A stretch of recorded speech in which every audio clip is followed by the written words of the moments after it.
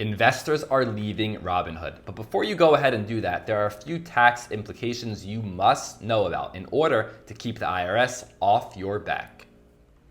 Welcome aboard the Bitcoin Express. My name is Chase. Let's get to it. People are upset and they're leaving Robinhood for obvious reasons. Robinhood has decided to suspend and put restrictions on certain stocks and cryptocurrencies. And as this article headline states, as Robinhood shuts down GameStop shares, demand emerges for decentralized, censorship-resistant trading. And by the way, guys, we already have that. It's called Uniswap, and I think people are starting to finally wake up and understand the importance of decentralization and blockchain, more specifically, Ethereum. But in terms of getting out of Robinhood, when you sell your stocks or crypto for cash, you are creating a tax liability. And one of the secrets of the wealthy, it's a simple secret, is just holding your assets for more than 1 year, for more than 365 days. By doing this, you will benefit from long-term capital gains. And the brackets are 0%, 15%, and 20%. If you're single making up to $40,400 a year, you will be part of the 0% rate bracket for long-term capital gains. If you're married, filing jointly, making up to $80,800 a year, 0% long-term capital gains. And these rates are so much better than short-term capital gains, meaning if you're buying and selling an asset under a year, under 365 days. As we can see, short-term capital gains are much higher. The brackets are 10%, 12%, 22, 24, 32, 35%, and as high as 37%. So simply just by holding a stock or a crypto for more than 365 days, a person saves a lot of money.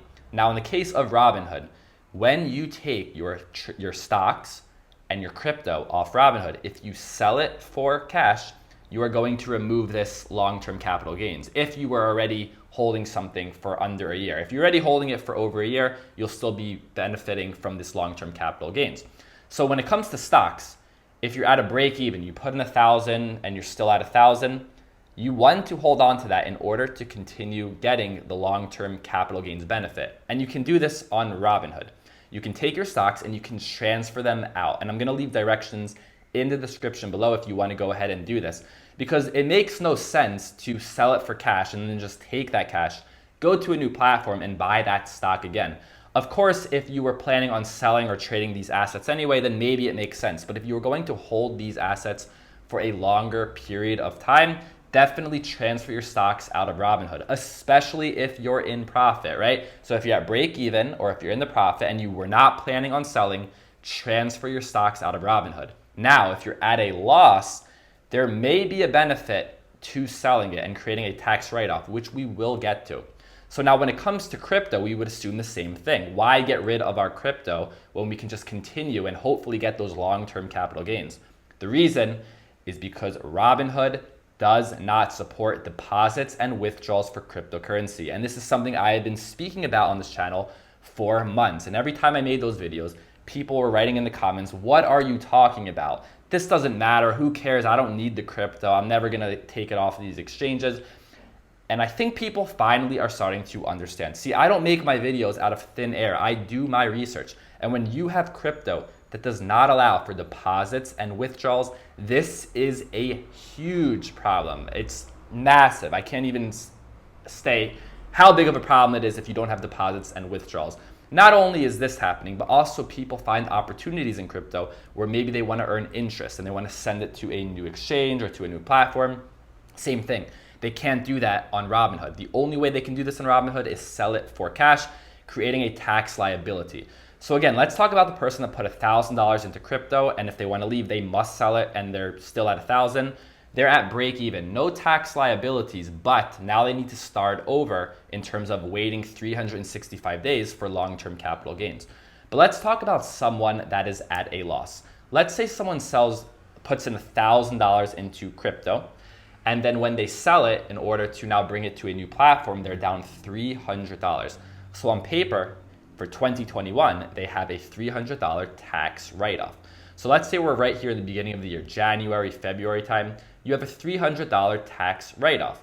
And as long as you hold that throughout this whole entire year, 2021 into the next year, 2022, you still get to keep that $300 tax write-off. So it all has to do with how you handle your transactions throughout the year. So let's go through a few scenarios. Let's say beginning here, January, February, you are down $300 on paper, and then comes April time and you make $300, you're not back at zero just yet. You're only back at zero if you sell it on paper.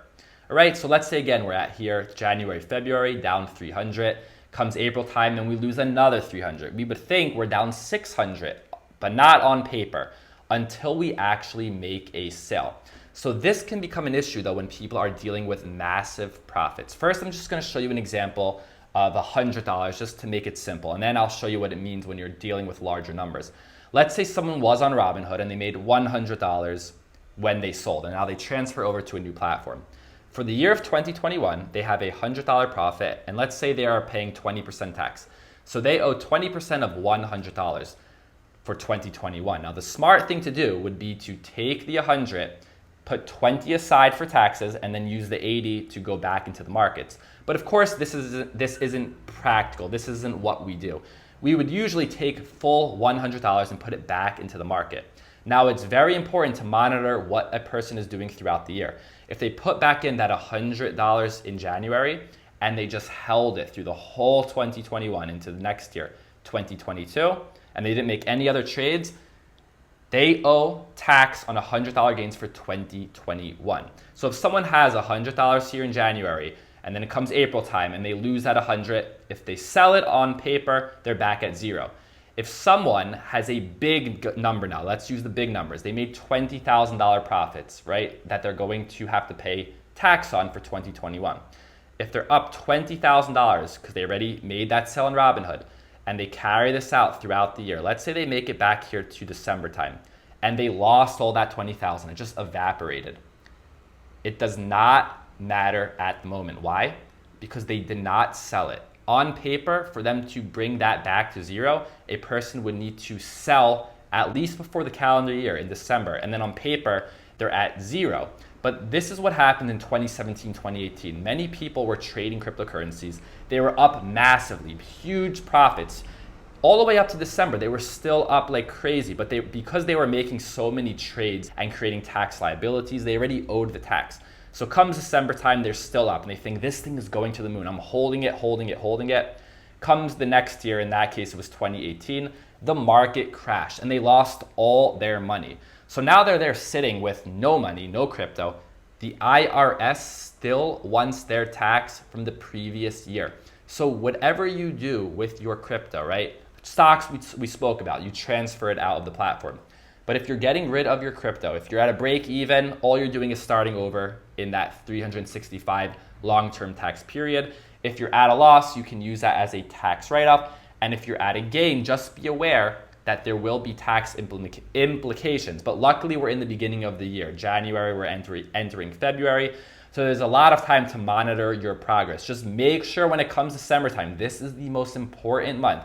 When it comes December time, if your initial investment that went up $20,000 that we've been speaking about is now back at $0 in December, you don't want to just hold it into the next year because the IRS does not care. You still owe taxes for 2021. So a person would want to make sure to sell it to bring it back to zero profit on paper.